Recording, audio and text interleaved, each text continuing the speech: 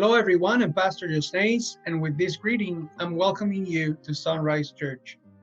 Today is the fourth Sunday after Pentecost, and the message for today is Under God's Grace. Last week, as part of the celebrations for Father's Day, we spoke about the parable of the prodigal son and the loving and forgiving father. Today, the readings from the Old Testament present us the challenging story of Abraham, a righteous man and a fearful of God, and his son Isaac. The contrast between the two stories seem to be shockingly and extremely antagonistic. In the story of the prodigal son, the father is ready to give away anything and sacrifice everything for the son.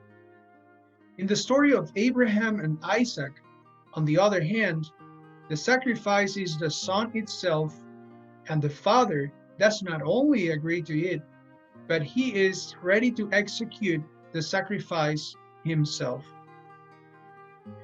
No one will deny that even though we read the story from a perspective of faith and faithfulness on behalf of Abraham, and even when we also read the story knowing what happens at the end, it still provokes a creepy feeling. But before jumping into a judging attitude against Abraham, it is necessary to know and understand who was Abraham, what was the context in which he lived, and know the story of his life, both before and after this particular event. Abraham was a faithful man, blessed by God with more than one son at a very advanced age. And even though the story of Abraham has its own particularities, he was chosen by God to fulfill a great mission and to be the conduit of a bigger blessing and a miracle than the one of having a son being already so old.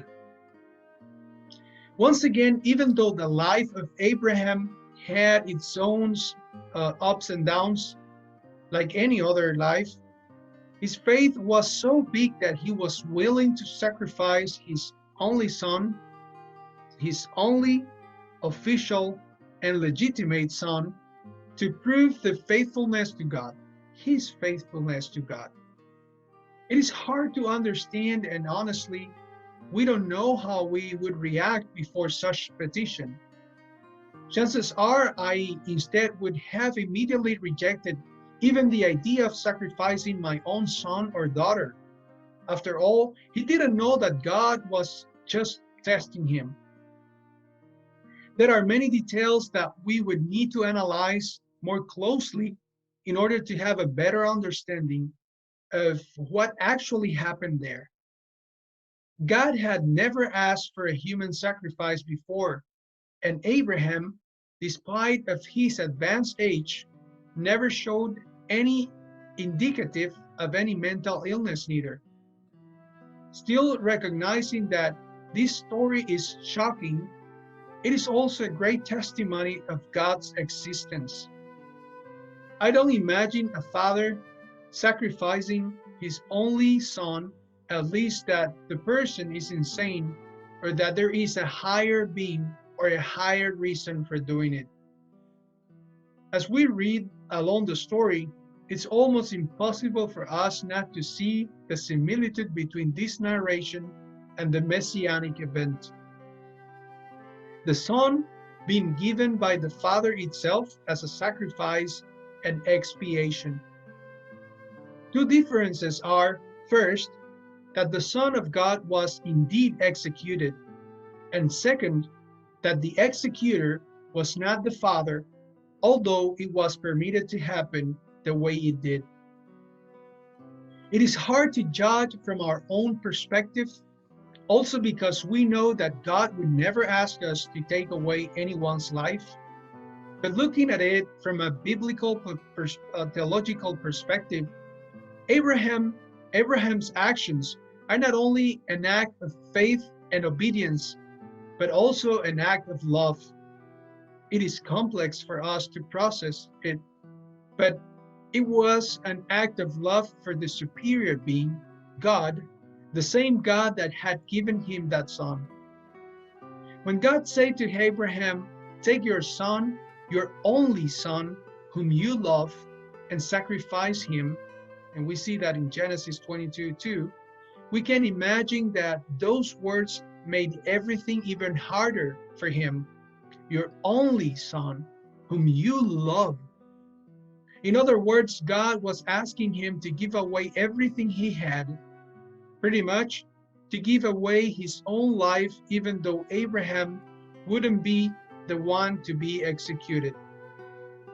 Abraham probably wished that he could take the place of his son Isaac, but also arrived to the conclusion that God's will is not to be discussed. How often we are asked to do things that may imply a sacrifice from us. By the same token, how often we complain because we think that what is being asked from us is too much. How often we assure that we trust God, but when the test seems to be more difficult than usual, we start wondering either if we should resist or give up. What if we take a time and think that God might be testing our hearts? Not because God is an arbitrary God, but because God might be preparing us for a bigger task. That was the case of Abraham, and because he was faithful to God with his very only son, God blessed him with a multitude of sons and daughters, with an entire nation. It doesn't mean that we have to wield the knife. God will test us in our lives in many different ways and according to the mission that will be given to us. Sometimes the answer might be actually not to wield the knife. The way how other people are tested and the way how they respond to a particular test might not always be the pattern to follow. God is an authentic God and wants us to be authentic in our responses. But in every test, the answer that actually pleases God is the one that comes from the bottom of our hearts as a supreme act of faith. I won't say that we always need to sacrifice something in order to obtain a benefit in return. I won't say neither that heaven will be given to us as a result of our many sacrifices in life. But for some reason in life, we face circumstances in which we have to let go or sacrifice something that might be considered in that moment a loss, but that it turns into gain later on.